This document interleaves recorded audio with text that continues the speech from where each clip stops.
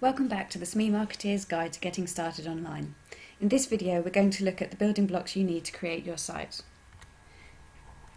In part 1, we built out your idea, its brand, its values, its proposition. We identified your competition and we completed a simple competitor analysis, and we defined your target audience.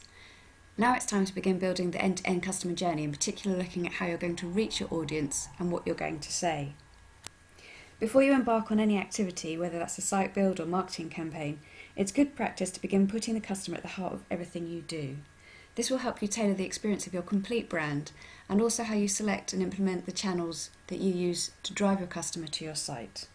Why? Well, as I like to say, digital technology has developed over the years and it's empowered customers to drive their relationship with companies. It's therefore incumbent on you to meet, exceed and even preempt these growing demands to ensure customer satisfaction and loyalty and to remain competitive. So let's start with your website build. We're going to look at 4 key areas to getting you online and trading effectively. Our first area looks at how you will create your site via a CMS tool or a bespoke coded build. For most small businesses getting started online, the templated CMS tools provide more than enough functionality to meet your needs, and all offer plugins which can be added to your site if you need something a little extra. Some plugins are free and some can incur an extra fee. So when would you need a bespoke coded build? I did have one client whose requirements couldn't be met through a CMS. In this instance, the client needed a site that would ask a series of questions with multiple answers, the output of which would recommend a product and produce personalised documentation. Whilst plugins could have delivered some of this functionality, it came at a monthly cost and couldn't be customised to the level my client needed. But for the majority of my clients, we use Weebly or Wix, and they produce more than sufficient functionality. There are lots of CMS tools available that you can choose from: Wix, Weebly, Squarespace, WordPress, Shopify, and the one you choose will depend on your level of technical knowledge and requirements.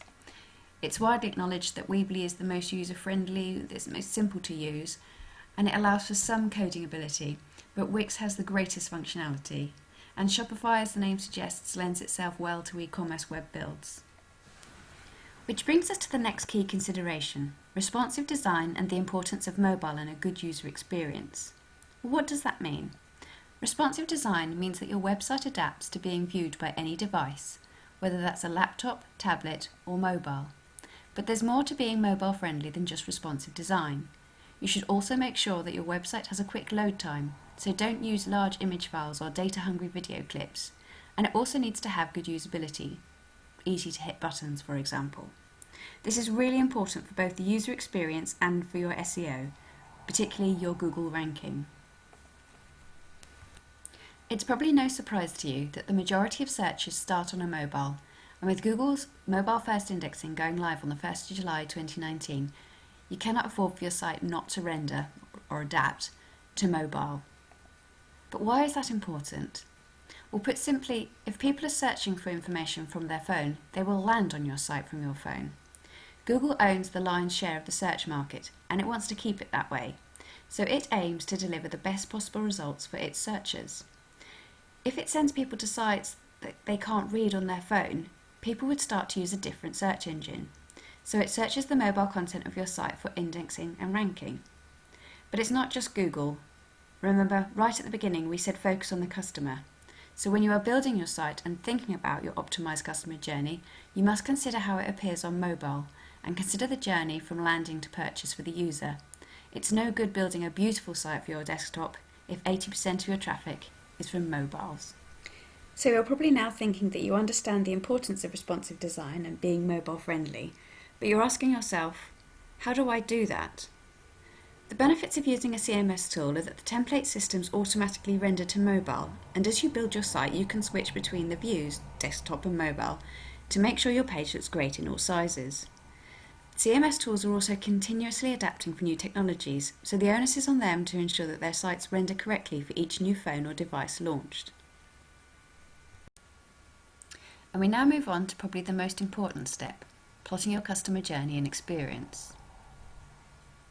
When you begin to plot your customer journey, have clear in your mind the main purpose of your site.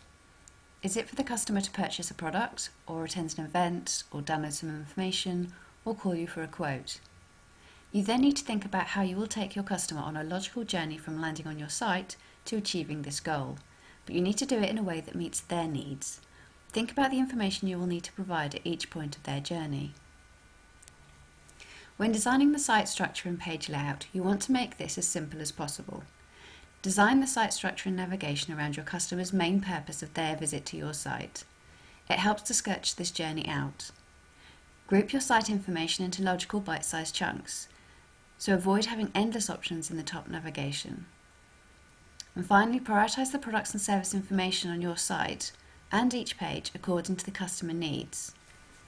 This may sound obvious, but I do visit sites where the top navigation is crammed with services offered rather than grouped into sensible headings. In these cases, priority has been given to the web owner's latest fad and not to the user's need or experience. Often the site is cluttered, the messaging is unclear, and combined with poor navigation means your site visitor has to work too hard to find what they need. The outcome? They exit your site, search again, and go to one of your competitors. And now we come to the final element of building your website: measuring, monitoring, and improving your site. Using a tracking tool to understand how visitors to your site interact with it is absolutely essential. You will have plotted the journey to the best of your ability based on your knowledge, the competition, the market, and the customer information. But having website usage tracking allows you to monitor this assumption and make improvements. It will show you where the site excels or falls down, and most importantly, allows you to continuously review and improve your web journey, ultimately to lead to more sales for you. Google has many free tools that allow you to do this, in particular Google Analytics and Google Search Console. Putting Google Analytics onto your website is simple and gives you great insights into who is using your site, how they get to you, and what they do when they arrive. We'll be doing an in-depth how-to into using GA, including how to read the data and how to integrate with Search Console to maximise the information you need to optimise your customer journey. I'm sure you're delighted to hear we've reached the end of our how-to video part 2 for getting yourself online. But before we go, let's just show you one more thing. We're now presenting the Customer Digital Universe. Yep, that's it folks. That's every way in which your customer can try and reach you on the digital universe. Okay, we did flash that up a bit quickly, but we have created a series of videos describing each channel, the benefits, pitfalls, and how to get started. Simply go to SME Marketeers Getting Started Guide and sign up to access all our video tutorials about how to reach your audience through these many channels in their digital universe.